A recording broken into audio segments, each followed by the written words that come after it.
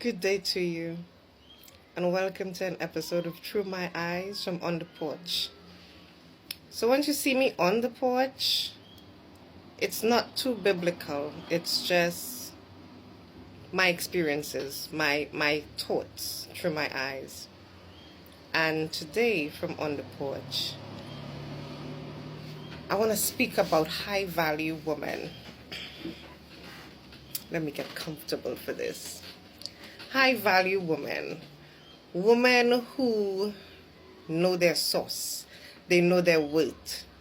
Women who spiritually, mentally, emotionally, financially, they have it together. And I'm not saying they have it perfect, but they know what they want. They know their worth. And they will not settle for less. So this conversation is for the high-valued woman. If you're a high-valued woman, it means most times, not all the time, most times, you're not going to settle for any and everything or any and everyone. And most times they don't give any and everybody a chance. They're picky. But the ones that do give people a chance, whether it is in business, it is in spirituality, it's in family members, it's in relationships. Once you break that trust, once you show you're not worth the time, the effort, the energy, there's no coming back. You see, a woman who knows her worth, who understands that God created Adam. I'm sorry I have to go biblical, but it brings everything back together. Who understands that God made Adam and understood Adam couldn't do it all on his own, so gave him a partner. Understands that every creature was able to reproduce. Adam could not. He needed a woman. Rib of my rib, bone of my bone. We know the story. But if Adam could do it all, then there would be no need for a woman. It says that we're all supposed to have a partner, that there's someone for each person. And to my high-valued sisters out there, I'm saying to you, do not settle. You know your worth. You know what you're worthy of. Don't settle. Don't sell yourself short and then look at this person that you've decided to be with in coulda, woulda, shoulda. Don't put yourself in a position where you're not evenly yoked. You're not evenly matched. It's not what it's supposed to be, because you're selling yourself short of reaching your full potential. You're selling yourself short of experiencing everything that you were supposed to experience. You're also sabotaging that person that you're supposed to be with.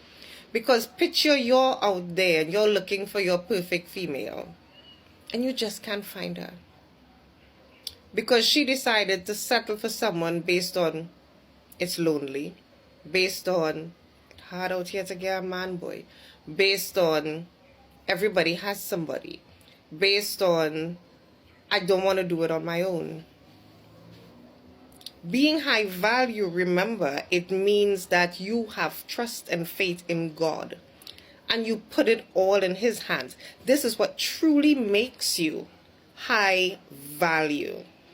That you understand, you acknowledge, and you walk in the awareness and the wholesome fear of your Creator.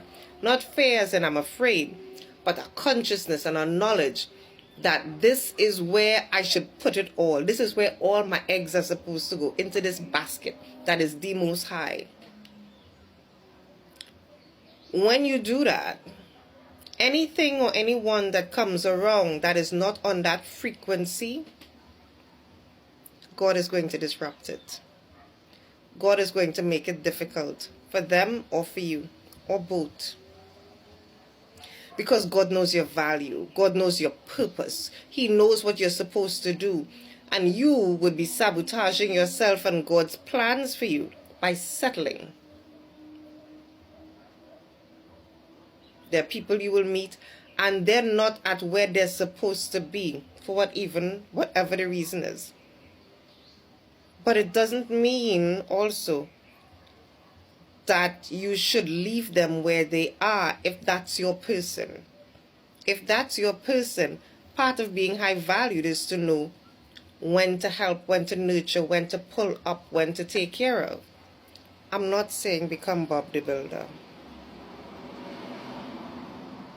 Because one thing I've also learned is that if your cup is full and their cup is at half and you pour into them, your cup becomes half.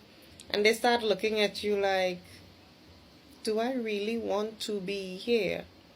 Do I really want to settle? Because you're now what they're settling for, because you're not at the capacity. And they leave you and go on to find a high value woman. So let's skip that portion and go straight to finding someone whose cup is as full as yours is.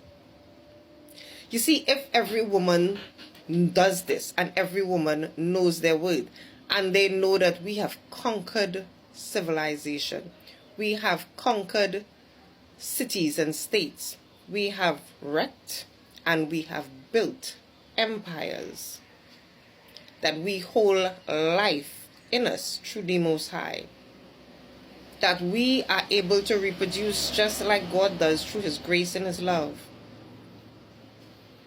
Why are you settling?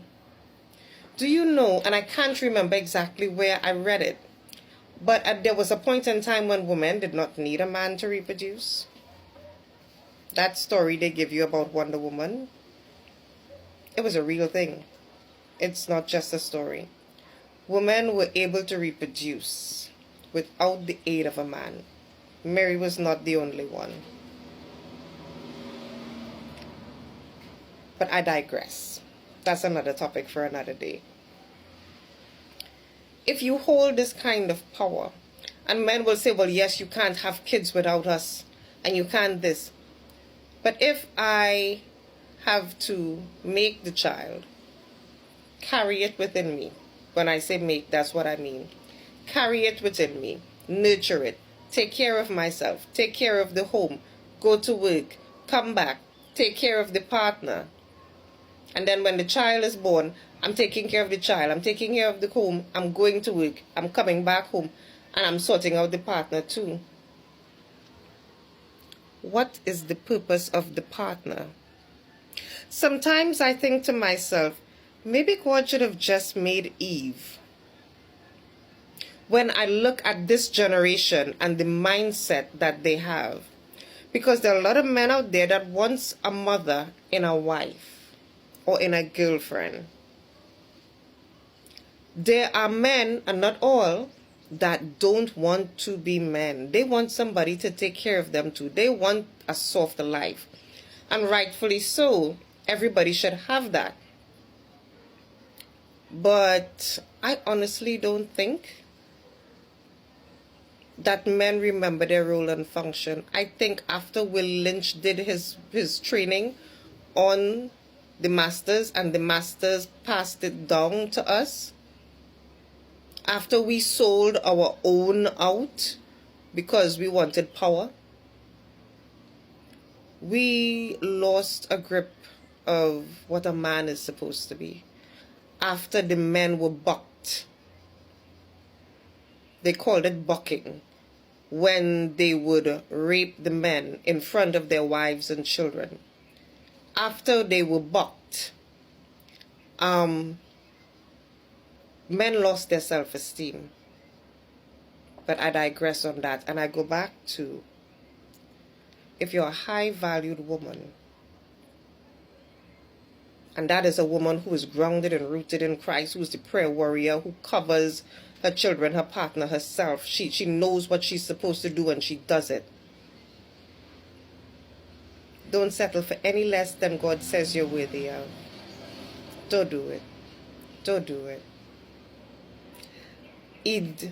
Happy Eid to all of you who are celebrating Eid.